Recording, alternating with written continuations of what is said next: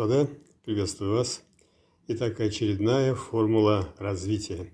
Чтобы стать учителем, надо много знать, а чтобы стать мастером, надо больше уметь.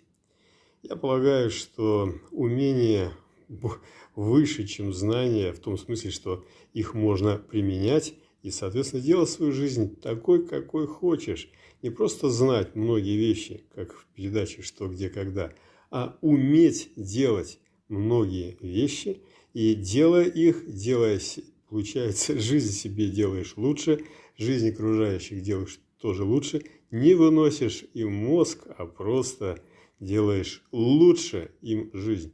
За них и посуду моешь, возможно, и деньги зарабатываешь, и подкладываешь, так сказать, сено там, где нужно, где можно, так сказать, упасть. В общем, смягчаешь им жизнь как можешь, потому что это умеешь. Желаю вам счастья, здоровья, до скорого.